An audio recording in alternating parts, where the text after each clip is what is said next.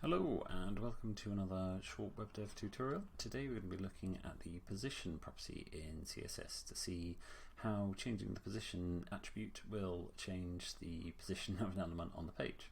And to get us going, I've just set up this little page with a couple of titles, some placeholder content and some boxes to see how they will be positioned on the page when we change some attributes. To get started, we've got just a box. Now this is just a plain old box, and underneath that we've got our static box. So this element here has got position of static, and when I apply that style it does exactly the same as a normal box, and that's because static is the default style for any element on the page. Pretty much it will appear just sort of static on the page, no special attributes whatsoever. If we go down here, we've got our I am fixed, we've got our fixed box. Now if we open this up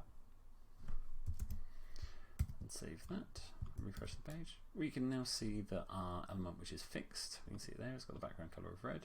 It's now fixed position on the page, so no matter where we scroll, we've got this red box which sits in the top right hand corner of the page because we set our top to be 20 pixels and our right to be 20 pixels. We can also see that it has dropped out of the flow of the page, so the space where the box was previously taking up is now gone. So if I just comment that out, refresh the page, we can see it's there, back on the page again. So we'll put it back in and we can see it floating in the top right hand corner here. Now if we move down to our relative absolute positioning, we can see our boxes here. We've got our relative box, and inside we've got a div with the class of absolute. So if we apply those styles, nothing much happens, and that's because relative is mostly used just for positioning absolute elements that are within inside it. So although if something is relative, you can do you can nudge it to around the page a bit by saying sort of top 50 pixels, left 50 pixels, save that, and we can see the box shifts around the page. It's a bit messy, it's not something that I ever recommend doing, so we can just remove that for now and save that. So yeah, we've got our element which sits just there on the left hand side of the page with the relative positioning. Now as I said, we've got our element within it, which is I am absolute class. If we open this up, and there's a bit more code to this, so I'll just comment out, and there we go. So now we've got our element which is background green, just so that you can see where it is. It's absolutely positioned, which means it's positioned absolute in relation to the nearest relative element, not the whole document like the fixed element would be. And we can say we want it to appear top 10%, left 10%, so it appears, yeah, top left 10%, and it's just got a height and a width so that we can see where it is on the page. Now if we were to get rid of our relative positioning style from the element around it, save that, it looks strange because it's disappeared, but what's actually happened is it's gone to the top and the left of the document itself. So not this box at the top here.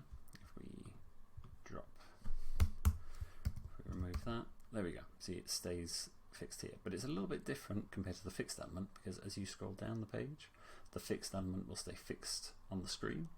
This green box will stay fixed within the body because it's missing that containing relative wrapper around it. So if I just put that CSS back in,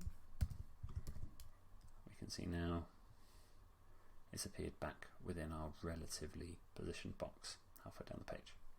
Now there is another CSS attribute for position that we can talk about, and that is sticky. A lot of people forget about it, but it's quite a fun one to use.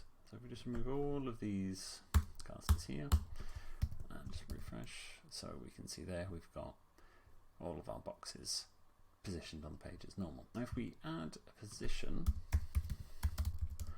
of sticky to our box and give it a top of 20 pixels, save that. Now what happens as we scroll down the page is we can see our boxes stay exactly where they are, but as we scroll up the page and get 20 pixels away from the top, the boxes stick and follow us down the page. It's sort of like a cross between position fixed and position static, depending on where you are on the page. So as we go a bit further down, we can see it starts picking up the other boxes that are in the row and brings them down the page with it, although that one doesn't have enough to bring it down. that is the position attribute in CSS in a nutshell. Hopefully you found that useful. See you next time.